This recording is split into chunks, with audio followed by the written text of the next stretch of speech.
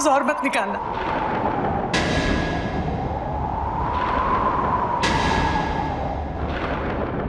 एक तो मेरी बहन को मार डाला, आप सच्चे बन रहे हो? अरे कम से कम भगवान से तो डरो। सविता चिल्लाइए मत। आप लड़के वाले थे इसलिए आपके सामने हाथ जोड़कर खड़े रहे। जब हमने अपनी बेटी दी थी ना आपको, तब इस दिल से दुआएं दी थी आप सबके लिए। लेकिन आज उसी दिल से आप सबके लिए बद्दुआएं निकल रही है।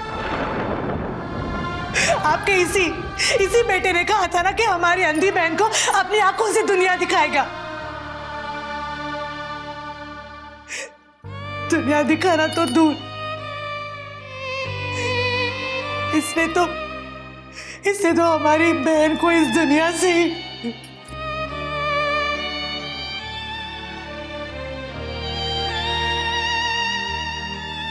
हमें कोई शौक नहीं है आप पर इल्जाम लगाने का, पर हमारे पास ऐसे सबूत है जिससे हम आप सब पर उंगलियां उठा सकते हैं।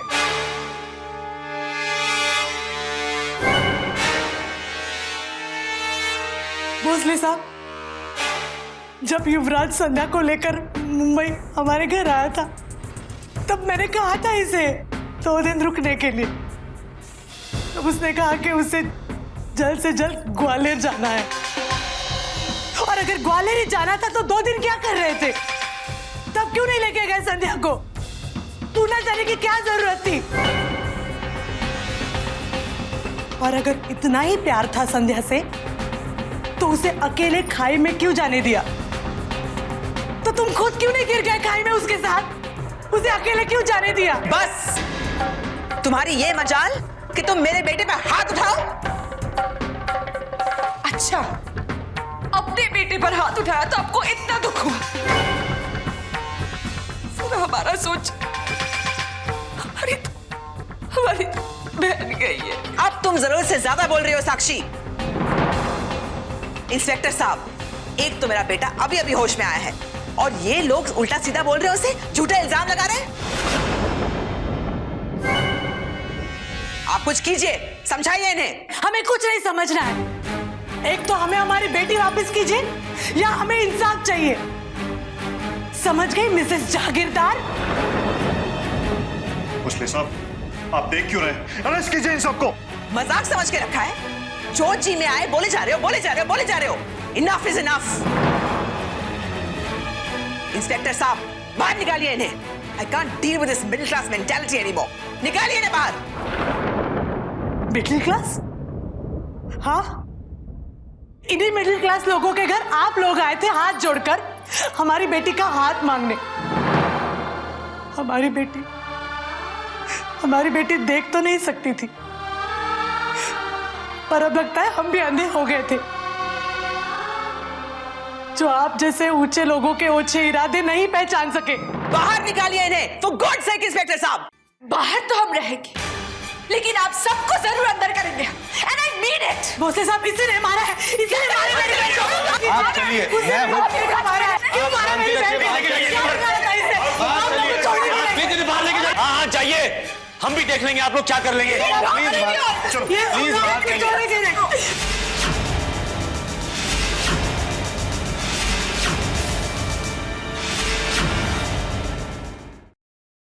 भगवान के लिए इंस्पेक्टर साहब, इन्हें प्लीज अंदर मत आने दीजिए। देखिए, आप लोग भी जरा शांत रहिए। शादी के 3 महीने के अंदर पति पत्नी का एक्सीडेंट होना, उसमें एक की जान चली जाना और दूसरे का बच जाना, कोई भी अपना आपा खो सकता है, कोई भी शक करेगा। Inspector Bhosale, I request you, आप इन लोगों को अपने तरीके से समझा दीजिएगा प्लीज। वैसे यहां लोनावला में आप कैसे हैं?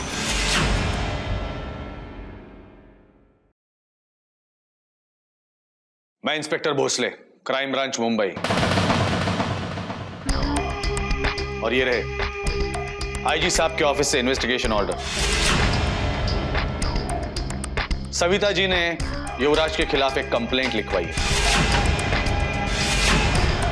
आपके बेटे की शादी में ही सविता जी के पिता की मौत हुई, और आप सब लोग जानते हैं कि वो केस मैं ही हैंडल कर रहा हूं।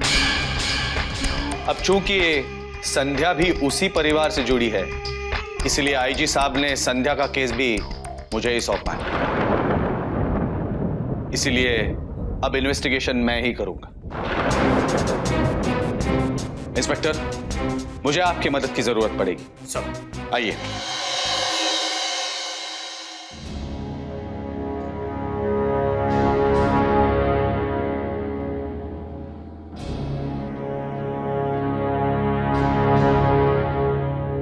भाभी, कुछ भी करके इस भोसले को इस केस से हटाना बहुत जरूरी है। और संध्या की वो दोनों बहनें, क्या नाम है उनका, सविता और साक्षी, जो चिल्ला चिल्ला के हमें धमकी देके गई है ना, उन्हें रोकना भी बहुत जरूरी है। अगर हमने ऐसा नहीं किया तो पूरे जागीरदार परिवार की आने वाली जिंदगी हवालात में गुजरेगी भाभी।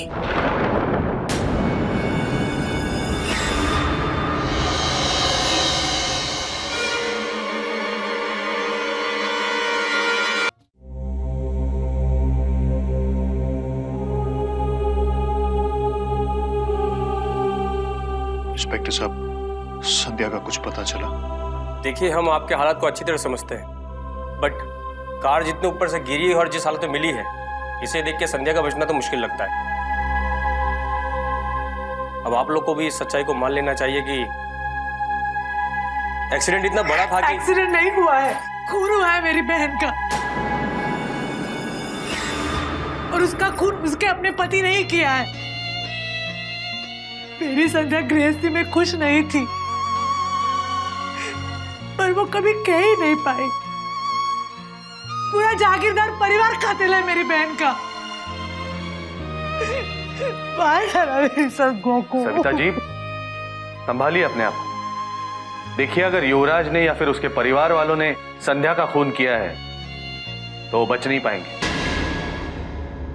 हाँ, मैं जानता हूं अब तक मेरे पास उनके खिलाफ कोई सबूत नहीं, लेकिन मुझे उम्मीद है कि जल्द ही कोई ना कोई सुराग मेरे हाथ लगेगा। आप मुझ पे यकीन कीजिए, आपको इंसाफ जरूर मिलेगा।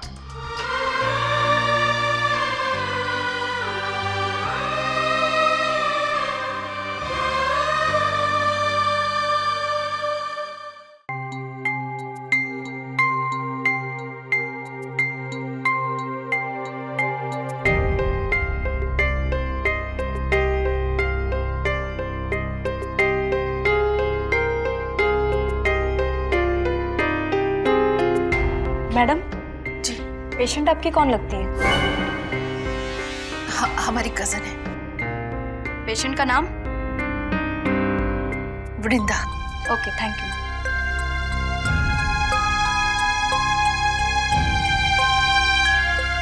मैडम, पेशेंट की कोई पहले की केस हिस्ट्री? मतलब? नहीं, एमआरआई रिपोर्ट्स बता रहे हैं कि आंखों से ब्रेन तक पहुंचाने वाली नर्व्स डैमेज हो चुकी है। काफी पुराना जख्म है। शायद ऐसा हो कि पेशेंट हमारी तरह देख नहीं सकती हो। जी डॉक्टर, वृंदा देख नहीं सकती। करेक्ट। अब उनके दिमाग में ठीक उसी जगह जख्म हुआ है जहां कई साल पहले उसे चोट लगी थी। हो सकता है उस समय ऑपरेशन नहीं हुआ हो। अब साइंस टेक्नोलॉजी काफी तरक्की कर चुकी है। सर्जन की मदद से उनका ब्रेन का ऑपरेशन किया जा सकता है, और अगर उसे बचाना है तो ऑपरेशन करना बहुत जरूरी है, जो कि एक स्पेशल सर्जन ही कर सकता है। थोड़े खर्चे की बात जरूर है, क्योंकि बेंगलोर से स्पेशल सर्जन को बुलाना पड़ेगा। उसकी कोई फिक्र मत करें आप, जितना भी खर्चा हो जाए हम देंगे। आप बस एक चीज का ध्यान रखें कि उसकी जान बचनी चाहिए, बस। ठीक है।